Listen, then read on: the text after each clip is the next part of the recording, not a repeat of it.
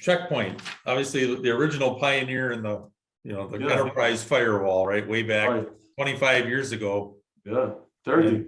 30. That's a long time. It's been around forever. Right. So, if you need to tell somebody, I know Checkpoint's got some unique differentiators in some of their cloud solutions. I think they got some relationships like with Azure and things. Right. What should they know about Checkpoint? What's going on, and why should they, if they haven't looked at Checkpoint in a while, why should they, look at Checkpoint? Yeah, so first you're right, 30 years, and Gil Shwed, who's still the CEO of Checkpoint, by the way. Good point. Founder and CEO, longest serving CEO on NASDAQ, by the way, he founded the company. He literally invented the firewall. Right. Literally invented, by the way, a bunch of other stuff. He's a fascinating man.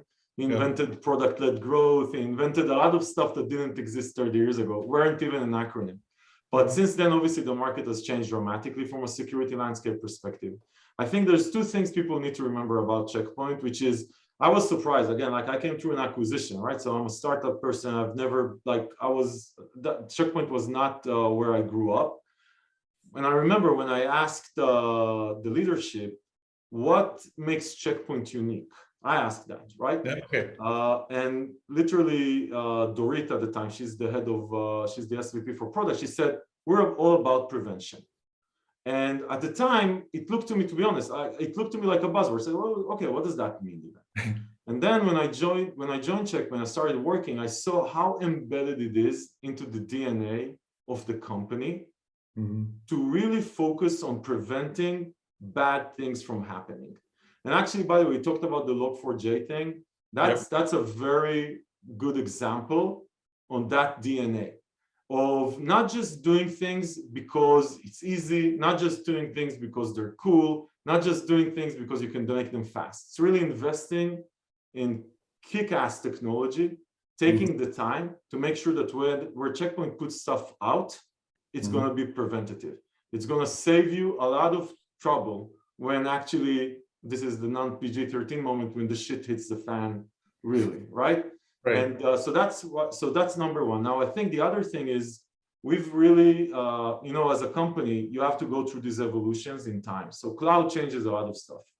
And cloud is a mindset. It's not even just a technology. Obviously, it shifts a lot of technology, but that mindset of moving faster, being more agile, and automating stuff is something that is now becoming another core to Checkpoint. So it's automated prevention. It's not just prevention, it's automated prevention.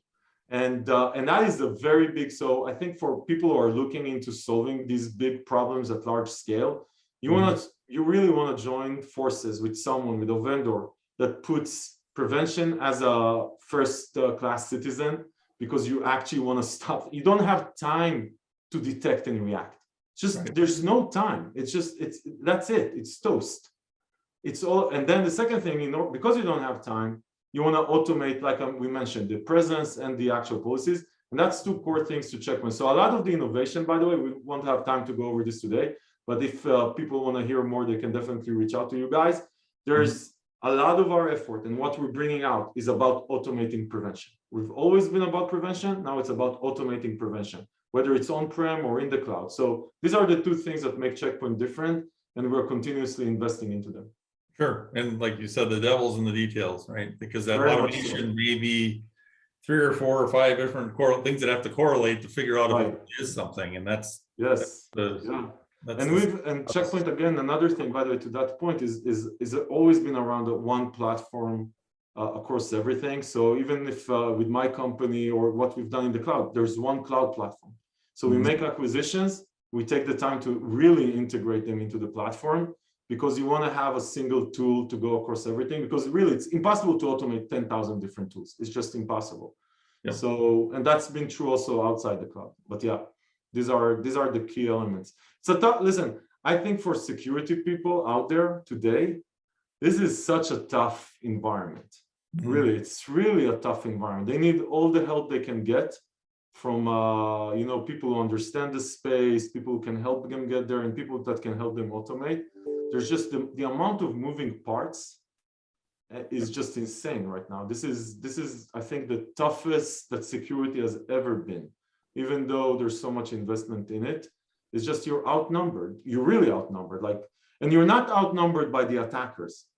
Yep. You're outnumbered by the developers. Yeah, don't know any better. They are attackers by They are.